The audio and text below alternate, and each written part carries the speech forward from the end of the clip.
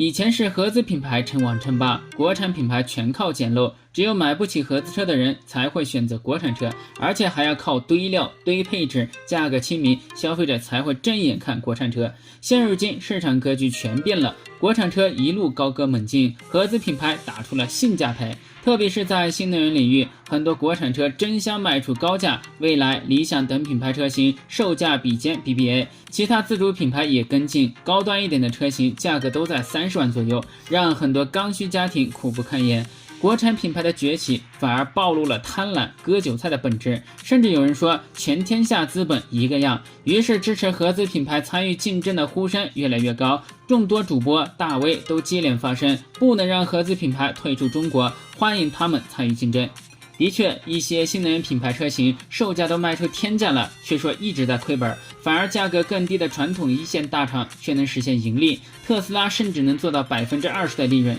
其他国产品牌是时候该反思了，不能让消费者支持国产车的爱国情怀成为你们收割的工具。当我看到丰田推出的全新 B 级纯电动轿车 BZ3 时，才知道国产新能源车的溢价有多高。这款车售价仅为16.98万至19.98万，上市没多久，终端市场就有着2万的优惠力度，价格比一些国产新能源车还便宜，还能拥有不错的续航能力，可见丰田的降维打击有多狠。那么这款车产品力如何呢？说之前还请各位点赞关注支持一下，我们继续往下聊。作为丰田全球首款 B 级纯电轿车， BZ3 在产品力方面还是表现出了很强悍的实力。BZ3 在动力上采用了前置前驱的形式，电池电机均由比亚迪旗下福迪提供，最大功率分别为184马力、245马力，而最大扭矩都是303牛米。从账面数据来看还算亮眼，拥有着不错的性能表现。关键它的整备质量相对较轻，所以100公里耗电量仅有11千瓦时，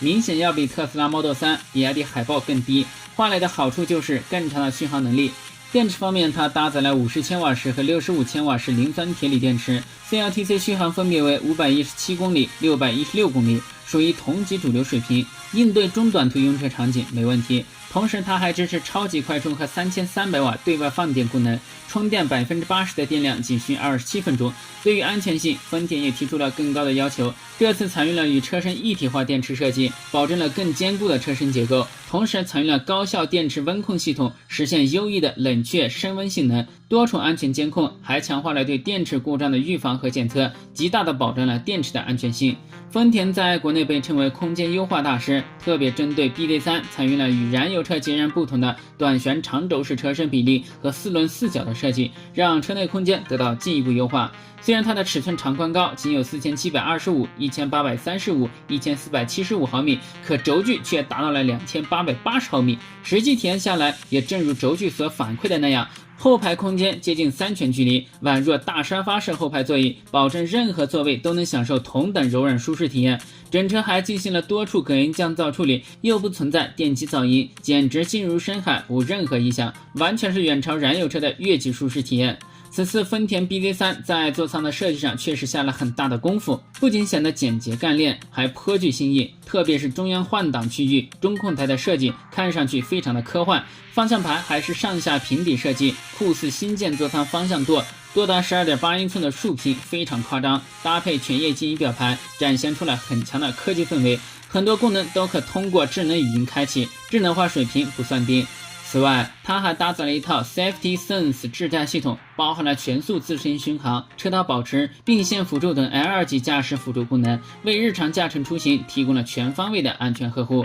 至于外观的设计上，新车基于丰田 BZ Concept 概念车打造而来，复杂的线条、棱角设计，配上贯穿式全 LED 灯带，让其战斗感爆棚。特别是大量不规则式线条，让侧身的视觉效果更加丰富，搭配上断开式的 C 柱、5辐式低分组轮毂，让侧身更显运动，酷劲十足。最能凸显新能源身份的贯穿式尾灯，点亮后的效果也为整车的颜值加分不少。相比主流纯电动车，显得特立独行，极具辨识度。可能今天提到的话题比较敏感，但咱有一说一，现如今的国产车确实飘了。尽管我们承认国产车的新能源技术更先进，但价格虚高太离谱。只有特斯拉、丰田等品牌参与竞争，纯电动车才能回归到家用的本质，而不是有钱人的专属。那么对于这款车，大家怎么看呢？点赞关注，我们评论区见。